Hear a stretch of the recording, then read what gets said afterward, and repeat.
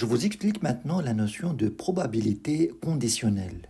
Alors la définition de cette probabilité est la suivante. Il s'agit de calculer la probabilité qu'un événement ait lieu, sachant qu'un autre événement a eu lieu. Je vous explique tout ça. Pour rester toujours avec cet exemple de D, si par exemple les nombres pairs de ce D sont coloriés en bleu, vous lancez ce dé une première fois et vous intéressez au résultat 6. C'est quoi cette probabilité d'avoir le 6? Eh bien, cette probabilité est 1/6.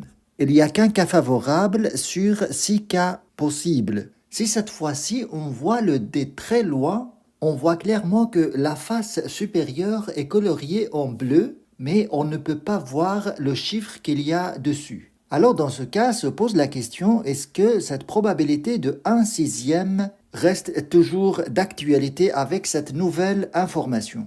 Eh bien non, puisqu'on est sûr que le numéro est pair, car les faces paires sont coloriées en bleu et les faces impaires coloriées en rouge. Eh bien, avec cette nouvelle information, cette probabilité va changer. On parlerait dans ce cas de la probabilité conditionnelle. Cette probabilité que le chiffre soit 6, sachant que la face est bleue, on peut l'écrire de la manière suivante, la probabilité d'avoir 6, sachant que la face est bleue. Il y a combien de faces bleues? Il y en a 3. Eh bien 3, ça devient notre oméga. Et il y a combien de résultats avec 6? Eh bien il n'y a qu'un seul. Donc les cas favorables, c'est 1. Et cette probabilité, ça s'appelle la probabilité conditionnelle. C'est la probabilité de réaliser un événement sachant une information particulière. Et d'une manière générale, cette probabilité peut se noter. Vous avez la probabilité de réaliser A, sachant que B est déjà réalisé. Là, on a une information certaine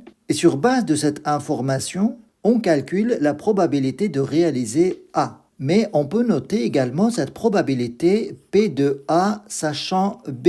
Et les deux notations sont valables. Mais dans le cadre de cette présentation, je vais adopter plutôt cette notation. Et la formule pour calculer cette probabilité est la suivante. La probabilité de A sachant B égale la probabilité de l'intersection entre A et B sur la probabilité de B. Et en appliquant la formule avec notre cas précédent, on va avoir d'une manière générale la probabilité de faire 6, sachant que le nombre est pair. C'est la probabilité de l'intersection entre faire un 6 et un nombre pair sur la probabilité d'un nombre pair, ce qui fait 1/6 sur 1,5. Et 1/6 sur 1,5, ça fait 1/3.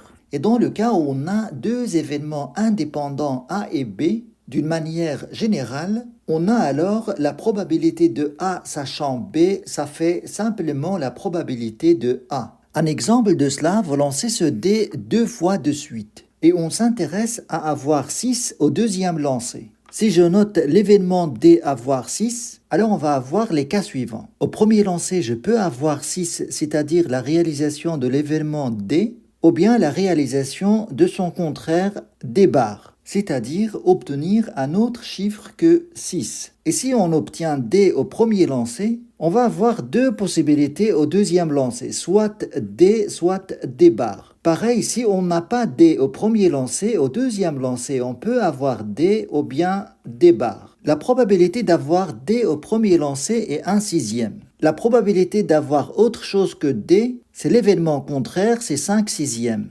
Ce schéma-là, c'est l'arbre des probabilités. Il faut toujours ici avoir la somme des probabilités égale 1. C'est au premier lancer, on obtient 6. Quelle est la probabilité d'obtenir encore une fois 6 au deuxième lancer? Eh bien, simplement, c'est 1/6 encore une fois. Parce que cette information n'influence pas en fait d'avoir 6 ou pas au deuxième lancer. Et la probabilité d'avoir autre chose que 6 et 5/6 également ici. Là, pareil, c'est 1/6. Et la dernière possibilité, c'est 5/6. Alors, d'une manière générale, si vous voyez que cette probabilité est la même que celle-là, il faut savoir que ces événements sont indépendants. En général, en fait, cette probabilité, c'est la probabilité d'obtenir 6, sachant qu'au premier lancer, on a déjà 6. Alors, dans le cas des événements indépendants, cette information d'avoir 6 au premier lancer n'a aucune influence sur le résultat suivant.